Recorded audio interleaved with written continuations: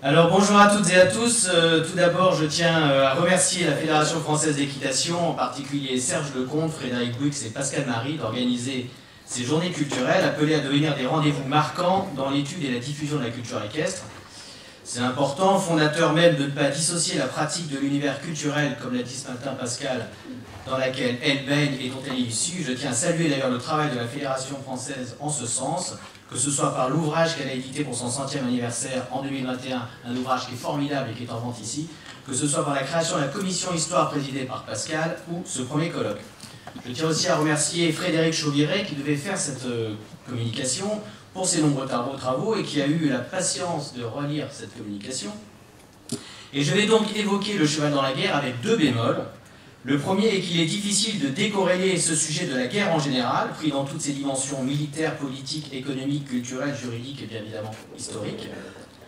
Ensuite, et plus spécifiquement, car ce sujet n'est pas dissociable de la place du cheval dans les sociétés, de son élevage, et par là même de la question de la remonte dans les armées, de son modèle, c'est-à-dire la taille, la robustesse, le tempérament, etc., des connaissances de chaque peuple au cours de l'histoire, en hippologie, dans le comportement, le soin, etc., et évidemment de son dressage.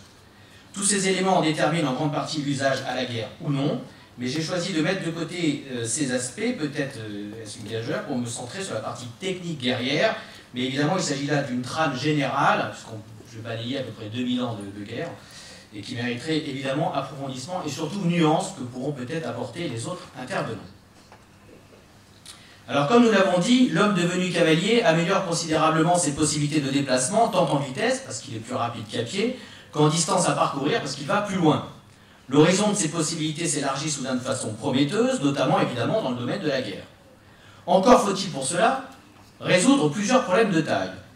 Le dressage et la contention, mais aussi, plus prosaïquement, comment monter sur l'animal, tenir dessus, le faire avancer, tourner, ralentir, puis, dans le cadre qui nous préoccupe, combattre avec toutes ces contraintes.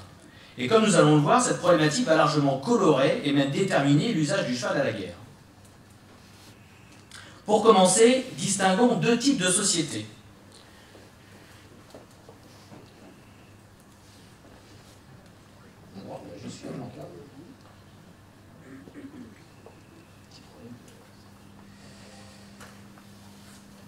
Voilà, pardon, excusez-moi. Pour commencer, distinguons deux types de sociétés. Du 4e au 1er millénaire avant notre ère, les sociétés agro-pastorales et pastorales se scindent progressivement en deux grands courants aux caractéristiques bientôt distinctes.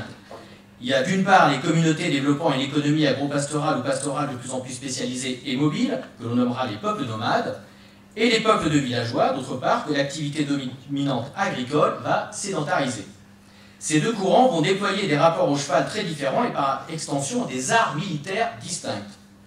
Les peuples nomades sont de véritables peuples cavaliers, Carole Ferré nous en parlera plus longuement. L'élevage et l'entretien du cheval font partie de leur quotidien et se transmettent oralement. Les enfants montent d'instinct dès leur plus jeune âge. Ces peuples conquièrent de vastes empires, souvent éphémères, en bâtissant leur stratégie militaire sur les razzias, qui sont des attaques surprises avec des chevaux rapides et endurants, capables de galoper sur de longues distances pour s'enfuir, et des cavaliers tout aussi habiles, capables par exemple de se cacher sur le côté de leur monture pour se protéger, ou de s'asseoir à l'envers pour décocher des flèches. Chez les peuples sédentaires, au contraire, le cheval ne va pas de soi. Sans tradition équestre, ils organisent des corps de cavaliers qu'ils éduquent à cette nouvelle technique, à cette technique nouvelle pour eux. Ils créent de toutes pièces une cavalerie, la choisissent toujours cuirassée, lourdement équipée, et l'articulent en unité compacte afin de la rendre capable de résister au harcèlement et de combattre par le choc, donc une cavalerie plutôt lourde et manœuvrant en groupe. Ces peuples, et je cite le colonel Bogro, ne parviennent pratiquement jamais, sans doute par inaptitude intellectuelle fondée sur une difficulté d'adaptation technique, à se convertir à l'équitation et à la tactique des peuples cavaliers, une tactique du harcèlement qui va parfois jusqu'au corps à corps, ce qui suppose un état d'esprit indépendant, une équitation alerte et des chevaux rapides et résistants. Ils tentent donc de se protéger, notamment par des remparts, et c'est pour cela, par exemple, pour marquer et défendre sa frontière nord, que la Chine construit sa grande muraille entre le 3e siècle avant Jésus-Christ et le 17e de notre ère. Ces peuples, qui ne possèdent généralement qu'un élevage de chevaux communs voués aux travaux domestiques et agricoles, s'emploient, quand ils créent une cavalerie lourde et devant la nécessité de faire manœuvrer leurs escadrons, à créer de toutes pièces l'élevage de chevaux nécessaires pour cela, tant en nom qu'en qualité. Enfin, les peuples sédentaires, ou à peu près, doivent raisonner non seulement leur équitation, mais aussi l'entretien du cheval, ignoré de la masse des citoyens appelés à former la cavalerie. Ils produisent une littérature équestre plutôt considérable à partir de la Renaissance, surtout en Europe, se préoccupant d'abord dans leur traité de la connaissance du cheval, de son extérieur, des soins qu'il nécessite, de la ferrure, des embouchures, du harnachement, susceptible de rendre son emploi aisé, n'accordant ensuite que quelques chapitres à son utilisation. Je dirige par là, mais c'est pour ça que ça marche pas plus tôt. Le char de guerre. Le développement de l'usage du cheval au premier millénaire suivant sa domestication est inégal, partiel et met plusieurs siècles à émerger. En matière guerrière, c'est d'abord le char qui conquiert le champ de bataille. Non seulement parce que la tenue à cheval est incertaine, elle est physique, qui plus est s'il faut se battre, un char est donc plus pratique, mais aussi parce que la traction bénéficie sans doute de ce que l'ethnologue et historien français André Leroy-Gourhan appelait le milieu technique favorable à l'emprunt aussi bien qu'à l'invention, permettant à l'homme de connaître, grâce à l'expérience du bœuf, comment utiliser le cheval pour la traction, sans compter que l'homme a dû être longtemps traîné par le cheval, donc il a appris. L'invention de la roue à rayons à la fin du 3e millénaire avant notre ère dans la culture de Sintashta permet la naissance du véritable char, dont nous parlera plus en détail Franck David, un char léger à 2 roues tracté par 2 chevaux attelés de front, permettant de tirer parti des qualités de vitesse et de mobilité de ces animaux, notamment à des fins guerrières. La diffusion géographique de ce char à chevaux semble être relativement rapide dans les plaines, plus lente et irrégulière ailleurs, et l'on comprend parfois. Pourquoi ? Dès le 3e millénaire, la guerre est non seulement présente en Mésopotamie et au Proche-Orient, mais semble aussi se pratiquer avec des armées régulières, tout au moins en Mésopotamie, de fantassins, mais aussi, bien que vraisemblablement en très faible nombre, de chars. Des documents iconographiques comme la phase de la guerre de l'étendard dur, qui date de moins 2700 à peu près, de moins 2007, moins 2005, ou la stèle des vautours trouvée à Guersou, actuellement en Irak, remontant aux environs de moins 2450 avant Jésus-Christ, nous en fournissent une image. Alors cet étendard que vous voyez là représente donc une mosaïque de nacre et de calcaire rouge, et on peut voir, alors vous avez en bas à gauche un char de guerre, on voit que les roues sont pleines en bois, on ne sait pas si ce sont vraiment des chevaux, c'est ce qui a été dit tout à l'heure, et à côté on voit que, alors les hommes couchés, ce sont des chars de guerre, à côté on voit que les hommes couchés représentent des ennemis tués ou vaincus, les chars transportent 2 hommes, un cocher et un autre guerrier, et là on voit un petit peu plus précisément, et on voit que les guides passent par les anneaux fixés au timon, ils sont fixés sur le mors, peut-être un anneau sur le nez, c'est pas clair. Et ici vous avez la deuxième représentation, voilà, qui est la stèle des vautours, qui est évidemment fragmentaire, et on voit le roi sur son char qui est en train de donner un coup de lance à son ennemi. Le char s'impose, en tout cas sur les champs de bataille de Mésopotamie et du Proche-Orient durant tout le 2e millénaire avant notre ère, plus particulièrement sous l'influence des Kassites venus du Lorestan à Babylone, entre le 18e et le 12e siècle environ avant notre ère. Il se répand dans toute l'Eurasie et jusqu'en Égypte, où il est introduit sous la domination des Hyksos durant la seconde période intermédiaire, entre moins 1780 et moins 1550, et quand les Hyksos arrivent en Égypte, ils amènent le char, ils amènent les chevaux, ils amènent aussi l'usage de l'arme en bronze, puisque les Égyptiens utilisaient jusqu'alors le cuivre, et ils amènent surtout l'arc composite, qui va être une arme redoutable sur le champ de bataille. Le char se diffuse jusqu'au Sahara vers moins 1500. Il est possible qu'il ait été introduit en Afrique du Nord par les peuples de la mer arrivés de la mer Égée vers moins 1200. Son usage à des fins militaires se répand aussi vers l'Est, et il est attesté en Chine au milieu de l'époque Shang, vers le 15e siècle avant notre ère à peu près. Voilà. Au Proche-Orient, les Hittites, par exemple, ne l'auraient utilisé de manière régulière qu'à partir du 14e siècle, avant de passer maître dans son maniement.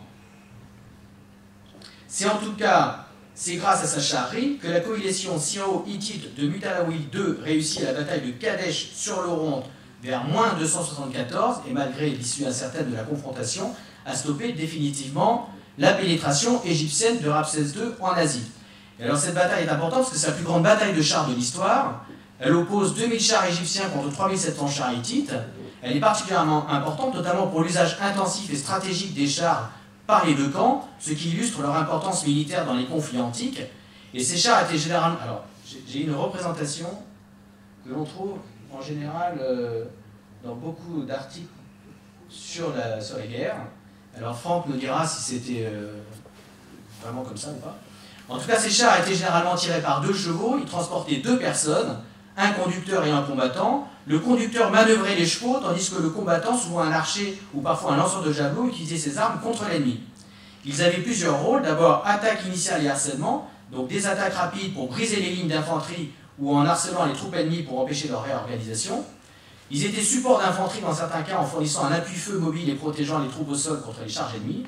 Et ils permettaient de poursuivre les fuyards ou de couvrir la retraite des troupes pour permettre un retrait organisé face à la contre-attaque.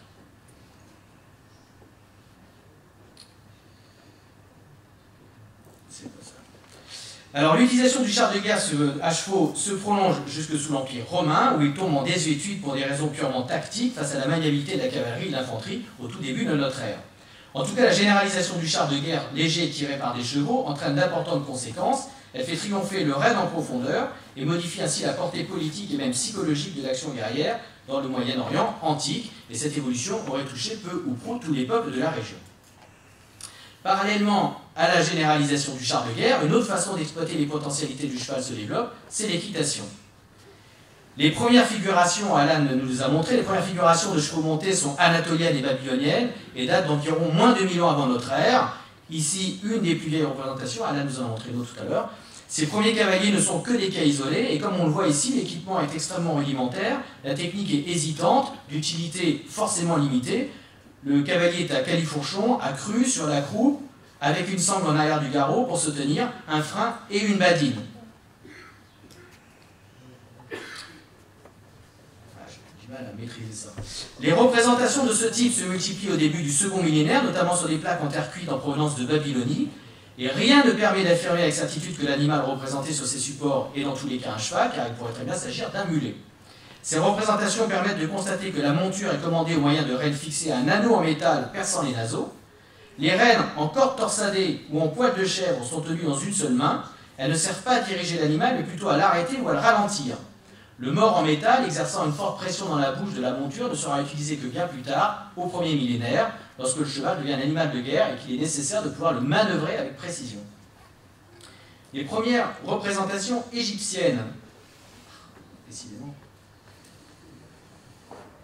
Les premières représentations égyptiennes de cavaliers apparaissent entre moins 1500 et moins 1000 avant Jésus-Christ, bien que les dates puissent être un peu différentes suivant les sources et les égyptologues, mais elles restent très rares. Elles représentent essentiellement des éclaireurs, des messagers, espions ou fuyards, égyptiens ou ennemis, présentés le plus souvent dans un contexte guerrier. La position très en arrière de ces cavaliers, assis presque sur la coupe, tend d'ailleurs à prouver leur inexpérience en matière d'équitation.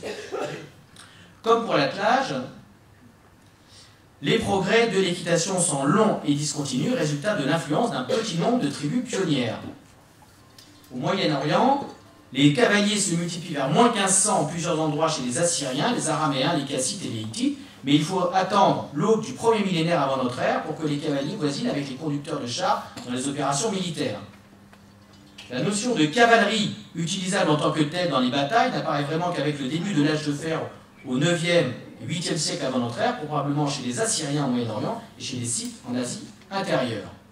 À titre indicatif, Louis Di Marco, qui est l'auteur d'un livre sur le cheval et la guerre, évoque la pratique singulière des Assyriens qui témoignent des tâtonnements de la période intermédiaire de transition entre la charrie et la véritable cavalerie, et nous dit « La cavalerie opère en équipe de 2 cavaliers, un archer, le chef et un porteur de bouclier. Dans le combat, ils vont côte à côte.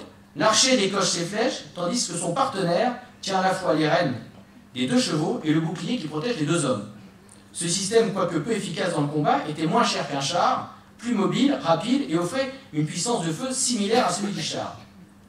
En tout cas, ce n'est qu'à partir du 7e siècle avant notre ère, dans les armées orientales, que les troupes montées tendront à remplacer la charrerie. Alors, des écarts significatifs existent entre les 3 principaux protagonistes de l'histoire de cette période. Le monde gréco-romain d'une part, les empires orientaux, perses principalement, puis hellénistiques, et enfin les peuples des steppes. Ah, c'est les guerres. L'équitation des Grecs se cantonne à un niveau assez rudimentaire, faisant plus appel aux qualités physiques des hommes qu'à celles des chevaux ou qu'au perfectionnement des matériels utilisés. Les chevaux sont globalement de petite taille, 1,25 m à 1,40 m selon mes sources. Les cavaliers ne connaissent ni la selle ni l'étrier. Les Romains connaîtront pas l'étrier, mais ne connaîtront l'arçon qu'à partir du IIIe siècle après Jésus-Christ. Les Grecs disposent d'abord du simple filet, acceptable pour de petits chevaux, qu'ils améliorent par le cafeton à chanfrein piquant, les plaques piquantes, les montants bifurqués, un cylindre tournant sur le canon du filet, etc., pour que le cheval lâche l'embouchure. Là, je cite Xénophon. L'embouchure est un frein, c'est le mot qui est employé, ce qui peut se comprendre chez ces hommes non habitués à monter dès leur plus tendre enfance, encore moins se déplacer sans moyen de tenue sur le dos des chevaux lancés aux allures vives, et qui plus est, vivent dans des régions montagneuses, et non des steppes où l'on peut laisser le cheval étendre ses allures. Les Grecs créent néanmoins un corps de cavalerie capable de manœuvrer en souplesse tout en restant rassemblé, ce qui est une caractéristique constante des peuples sédentaires au combat. Mais l'hoplite, qui est le fantassin bardé de fer, représente l'idéal du guerrier. La cavalerie demeure d'une certaine façon accessoire, d'autant que la possession de chevaux est coûteuse et réservée à une certaine noblesse. Les cavaliers athéniens portent communément un casque et des jambières, et l'usage de la cuirasse semble être fréquent au moins à partir du IVe siècle avant Jésus-Christ. Il est armé d'un ou de deux javelots et ou d'une lance, parfois aussi d'une épée. Leur rôle se limite à éclairer les armées, protéger et sécuriser leurs mouvements afin d'éviter les pièges et embuscades. Ils peuvent aussi tenter de surprendre l'ennemi, et à une échelle plus large, leur mobilité leur permet de jouer un rôle dans le système de défense des frontières, de mener des raids en territoire ennemi. D'un point de vue tactique, l'absence d'étrier et la difficulté à garder une assiette stable limitent leurs possibilités en termes d'action de choc. Leur formation tactique en carré ou en rectangle est peu efficiente. Leurs lances sont de même longueur ou plus courtes que celles des hoplites. Ils sont donc incapables de s'attaquer frontalement à des lignes intactes de fantassins déterminés. Leur mode de combat est donc souvent plus proche du harcèlement, c'est-à-dire qu'ils passent au galop à proximité de l'ennemi, ils jettent leurs javelots et repartent. Le char est muni d'un cocher, char grec, est muni d'un cocher et d'un soldat. Quand deux chars foncent l'un sur l'autre, ils ne se chargent pas. Les deux occupants mettent pied à terre pour se combattre à pied, puis celui qui vit, il remonte dans son char. Le char est donc avant tout un instrument de transport de combattants. Une exception de taille demeure néanmoins dans les armées de Philippe II de Macédoine et de son successeur Alexandre le Grand, qui dispose d'une véritable cavalerie lourde, jouant un rôle essentiel, voire décisif sur le champ de bataille, en association avec l'infanterie. Elle est composée de compagnons recrutés dans l'aristocratie. Ils portent un casque et une cuirasse, sont armés d'une épée, d'une lance, parfois d'une saris, qui est une longue lance de choc mesurant 4,50 m à 4,80 m. Les cavaliers sont disposés sur une formation tactique en triangle, avec les plus aguerris à l'extérieur, capables de se réorganiser en ligne avec assez d'espace entre les cavaliers pour permettre des manœuvres en cours de charge. À cette cavalerie lourde s'ajoutent des corps plus légers de cavaliers, des éclaireurs chargés des missions de reconnaissance, un corps de cavalerie légère armé de saris pour les combats rapprochés et des archers montés. Les Romains, eux, et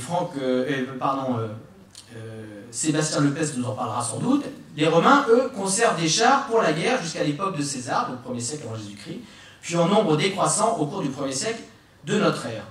Comme les Grecs, ils ne se mettent à cheval que par nécessité militaire, et dès que par leur conquête ils ont à combattre des peuples possédant une cavalerie, ils engagent des auxiliaires cavaliers.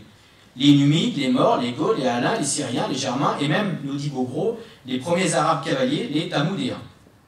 Leur propre cavalerie a un rôle très secondaire sur le champ de bataille, réduit à la protection des ailes de l'infanterie et à l'encerclement des troupes ennemies. Les cavaliers intervenaient souvent vers la fin de la bataille pour poursuivre les fuyards, plutôt si les troupes adverses étaient désorganisées. Les Romains restent donc des fantassins montés, préférant le combat en masse et par le choc et surtout à pied. En dépit de ses avantages potentiels sur la charrerie, la cavalerie n'a pas cessé de diminuer en nombre absolu durant la période hellénistique pour plusieurs raisons. D'abord, les progrès de l'infanterie, puisque les Spartiates puis les Macédoniens dotent les fantassins d'un armement lourd et inventent le combat et les manœuvres d'ensemble en rang serré, les phalanges. Quant aux Romains, ils structurent leurs armées en légions, centuries et pelotons, avançant sous la protection de leurs boucliers, formant comme une carapace de tortue, ce qui permet à l'infanterie de perfectionner ses moyens de résister aux attaques de cavalerie.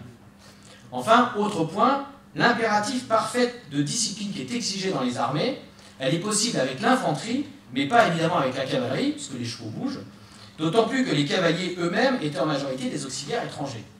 Enfin, troisième point, il y a une médiocrité de la pensée tactique à partir du dernier siècle avant notre ère, notamment l'absence de réflexion critique sur les méthodes des armées ennemies, et nous allons y revenir. Mais j'ai presque fini. Voilà. C'est pas ça que je voulais faire, mais tant pis, je me laisse. Voilà. Alors, c'est au Moyen-Orient, chez ceux que les Grecs appellent les barbares, c'est-à-dire ceux dont la langue est incompréhensible, que naît l'essentiel des apports et caisses militaires de l'Antiquité.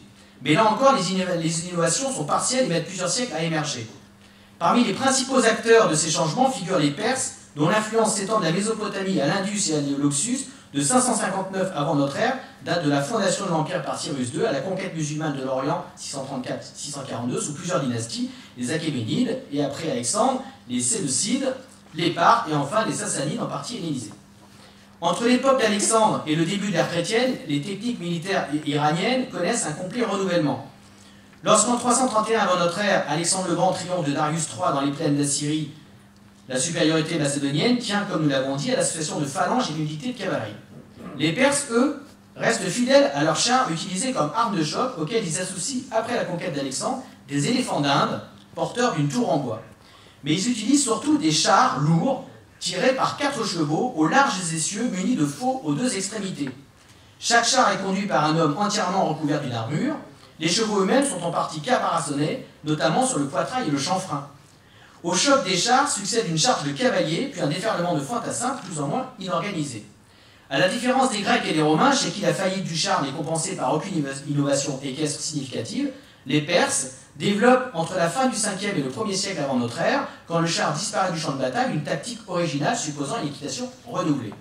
Et première nouveauté, une cavalerie cuirassée. La tactique perse repose sur la succession de 2 types d'attaques. D'abord les archers, montés ou non, qui harcèlent l'infanterie ennemie pour la forcer à desserrer ses rangs.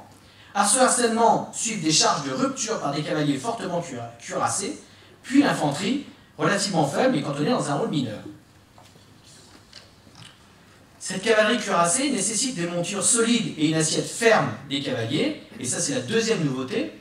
En l'absence d'étriers, jusque vers la fin de l'époque sassanide, c'est-à-dire fin 6e, début 7e siècle après Jésus-Christ, la stabilité du cavalier est renforcée par des pièces de harnachement du cheval, entre lesquelles la jambe du cavalier vient se caler, jambière à l'avant, carquois à l'arrière.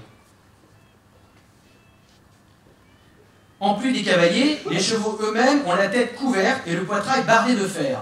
L'armure du couple cavalier-monture est complétée par des jambières, pièces d'armure en écaille communes au cavalier et au cheval qui protégeaient à la fois les jambes du premier et le poitrail du second. Alors, Héliodore d'Émèse, dans les Éthiopiques, nous décrit la chose suivante. Formidable. Lorsque le moment du combat est venu, le cavalier perse prend les rênes, donne de l'éperon et fonce sur l'ennemi de tout son élan, pareil à un homme de fer ou à une statue massive douée de mouvement. La lance est dardée horizontalement et la pointe dépasse de beaucoup la tête du cheval. Elle est retenue par un lien au cou de l'animal et la hampe est attachée à la croupe de façon à ne pas céder sous les chocs. Ainsi soutenu, la main du cavalier n'a plus qu'à diriger le coup et si lui-même se raidit et fait effort pour frapper avec plus de violence, il transperce dans son élan tout ce qui se trouve devant lui et souvent, petit détail qui a son importance, il emporte 2 hommes suspendus à sa lance. Ce dispositif, si on le comprend bien, devait le cas échéant permettre au cavalier de rétablir son équilibre menacé, et selon d'autres sources, la lance tenue sous le bras pouvait être aussi pointée du côté gauche du cheval et calée entre le corps du cavalier et l'encolure de l'animal. D'autres innovations tout aussi déterminantes se produisent dans la même tranche de temps dans les steppes eurasiatiques, notamment chez les Scythes. Dans le domaine équestre, leur rapport considérable concerne à la fois les matériaux de l'équitation, la selle surtout, et la tactique de la guerre à cheval. Ajoutons qu'ils adoptent et perfectionnent l'arc réflexe composite apparu en Asie mineure au 2e millénaire avant notre ère et qui sera là aussi une arme redoutable. Mais c'est surtout la tactique de la cavalerie des Scythes qui impressionne leurs contemporains, notamment les Perses et les Macédoniens qui les combattirent. Les Scythes harcèlent l'ennemi, ce qui bouleverse l'agencement de la cavalerie, montent à 2 par cheval et sautent à terre à tour de rôle pour décocher leurs flèches. La souplesse des hommes va donc de pair avec la rapidité des chevaux. Dans un autre cas, au lieu d'engager le combat, les cavaliers tournent autour des phalangites terrorisés en les arrosant de flèches, et dès que les phalangites chargent, les Scythes décrochent car leurs chevaux sont plus rapides et plus frais que ceux de leurs adversaires. C'est une tactique du harcèlement stigmatisée par les chefs militaires grecs et romains traditionnels qui la trouvent, je cite, sourde, sournoise, lâche et veule, fourbe, à la différence de l'affrontement direct jusqu'à la mort que les Grecs et les Romains jugeaient comme seul honorable. Ces préjugés contribuent à expliquer pourquoi les méthodes de combat asiatiques ne paraissent pas avoir exercé une influence déterminante sur les tactiques gréco-romaines, mais ils n'auront pourtant pas d'autre choix que de s'y adapter, tantôt par l'élaboration de techniques de contre-harcèlement, tantôt par l'incorporation à leurs armées de cavaliers indigènes des pays conquis, comme nous l'avons dit. De même que les Scythes peuvent être considérés comme les fondateurs de la civilisation des steppes, les proto-mongols et les proto-turcs en furent incontestablement les principaux propagateurs. C'est vraisemblablement avec eux ou dans leur sillage, notamment par les Avars dont la progression vers l'ouest fut stoppée par Charlemagne en 791-796, que les Étriers parviennent en Perse, où les Arabes les découvrent un siècle plus tard, et à Byzance à la fin du VIe siècle, puis peu à peu en Europe occidentale à partir de 700 environ. Ah, j'avais oublié de vous montrer un site, et ben voilà. Conclusion. En définitive, au sortir de l'Antiquité, l'avantage reste nettement en faveur des peuples cavaliers. En outre, l'Antiquité est en matière équestre beaucoup plus une époque de circulation et d'échange que d'innovation véritable. Deux conceptions de la cavalerie et de sa fonction tactique dans les batailles apparaissent. La cavalerie lourde, destinée à enfoncer les lignes ennemies par le choc frontal d'une charge au galop à fond, et la cavalerie légère, procédant par une succession de courtes charges de harcèlement et par la poursuite de l'ennemi en déroute. L'élément déterminant à l'évolution de la guerre à cheval est évidemment l'apparition et la diffusion de l'étrier. Les Arabes qui débutent leur conquête en 622 les découvrent en 642 lors de leur victoire sur les Sassanides à Nahavand, qui est en Iran, et ils les transmettront à toutes les régions qu'ils vont conquérir. Leur découverte va profondément modifier la façon de combattre à cheval en Occident. En quelques siècles, les cavaliers vont pouvoir charger à fond, la lance tenue sous le bras, repliée contre le corps, et non plus au bout du bras au-dessus de la tête comme avant, la jambe en avant calée entre l'étrier et le trousquin. Cette nouvelle technique, dite de la lance basse ou de la lance couchée, va avoir d'immenses conséquences sur le harnachement, la lance engendrant la selle à piquer, et sur la tenue du cavalier par le développement de l'armure, pour lui comme pour sa monture. Ces innovations permettront une forte augmentation du choc à l'impact et modifieront radicalement l'importance de la cavalerie lourde, qui deviendra dès lors capable d'infliger de lourds dégâts à l'infanterie en peu de temps, sans être pour autant aussi fragile qu'avant dans les mêlées prolongées. Tandis que dans l'Europe médiévale, champs de bataille et lys résonneront du choc des armures, l'Orient musulman perfectionnera la cavalerie légère et la tactique du harcèlement. Malgré de sévères affrontements entre les deux conceptions, à l'ouest avec la conquête musulmane de l'Espagne au 8e siècle, aussi bien qu'à l'est avec les croisades au 10e et 13e siècle, il faudra attendre les guerres d'Italie au 16e siècle, fin 15e, début 16e, pour voir la cavalerie légère l'emporter durablement sur la lourde, et avant que le 19e siècle n'instaure leur complémentarité avec l'utilisation parallèle, par exemple, de hussards et de cuirassiers. Je vous remercie.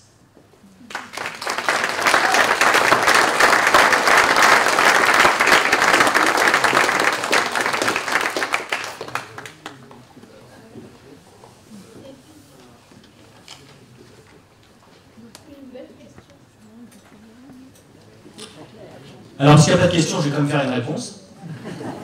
Il faut juste pour dire qu'il faut comprendre la difficulté de combattre à cheval tant qu'il n'y a pas d'étrier. C'est pour ça que les Grecs ont des morts dures, pour que le cheval ouvre la bouche, pour qu'il ne prenne pas le mors aux dents. Parce que la plupart des peuples combattants, quand ils sont sédentaires, ont peur que les chevaux prennent le mors aux dents.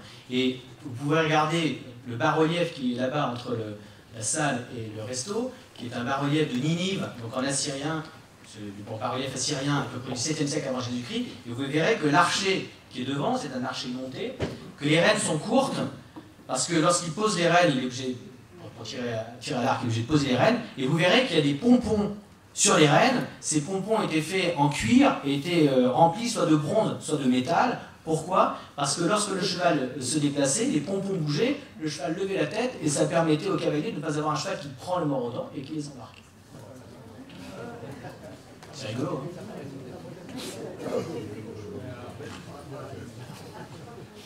Je dirais juste un petit mot, c'est que j'ai d'autres informations, d'après les spécialistes de l'étrier, d'après Christian Ramiot.